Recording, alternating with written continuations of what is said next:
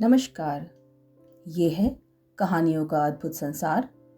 किस्सा कहानी, कहानियाँ जिनमें हम लिखते हैं खुद को। मैं हूँ शिवानी खरे और आपको सुना रही हूँ फलक लोक रंग के तहत राजस्थान की लोक कथाएं लिख रही हैं जो देवी बैजानी। उनकी एक कहानी, मैं कहीं खाऊं चूल्हेरी। यूं तो ये कहानी मैंने सुनी तो एक जाटड़ी की थी, पर मित्र मंडली में जाट भाई नाराज हो जाते हैं कि आप हमारे पीछे ही पड़ गए। इसलिए अब ये कहानी है गांव में रहने वाले एक आदमी और उसकी पत्नी की। तो किस्सा कुछ यूं है।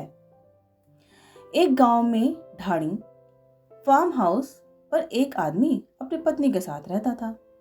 खेती मजदूरी करके जीवन यापन करता था। वह रोज देखता पत्नी उसके खाने के लिए बाजरी की 2 रोटी और साथ में सब्जी बना देती, पर अपने लिए कुछ नहीं बनाती। उसको लगा कि कहीं बेचारी कमजोर ना पड़ जाए। चिंता करता तो उससे पूछता भी, भाग्यवान तू कई खाई, तू क्या खाएगी? पत्नी रोज जवाब देती, मैं खाऊं चूल्हेरी, मैं चूल्हे की खाऊंगी। उसे लगता बेचारी राख खाती है, पर ऐसा कैसे चलेगा, ये सोचता। फिर मजदूरी के लिए चला जाता वो आदमी। एक दिन उसने सोचा, देखूं तो सही मेरी पत्नी चूल्हे की राख कैसे खा लेती है। तो खाना खाकर ढाणी से निकला और सांझड़ रसोई के पीछे छुप गया। थोड़ी देर बाद देखता क्या है कि उसकी पत्नी चूल्हे के खीरों अंगारों के नीचे से सिके हुए बाटिये निकालती है और मस्त घी में चूर कर दही के साथ खा रही है। अगले दिन दोपहर वो तबीयत का बहाना करके काम पर नहीं जाता है। जैसे ही उसकी पत्नी खाना बनाकर सांझड़ से निकलकर दूसरे कामों में लगती है, वो चुपचाप जाकर चूल्हे से बाटियां निकालता है और खा लेता है। थोड़ी देर बाद पत्नी उसे खाना परोस कर देती है। वो खाना खाकर पत्नी से पूछता है कि भाग्यवान तू कई खाई, तू क्या खाएगी?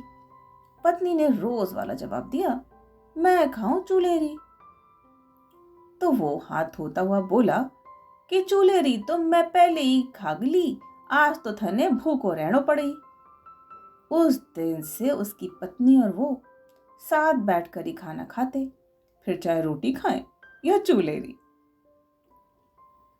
डिस्क्लेमर भी है सही। इन किस्सों में लेखिका अपना दिमाग नहीं लगाती, जैसा सुना वैसा साझा कर किया बस। तो ये कहानी इतनी ही। अभी आप सुन रहे थे मेरी यानी शिवानी खरे की आवाज में देवी बैजानी की लिखी कहानी, मैं कहीं खाऊं चूल्हेरी। फिर मिलते हैं एक नई कहानी के साथ।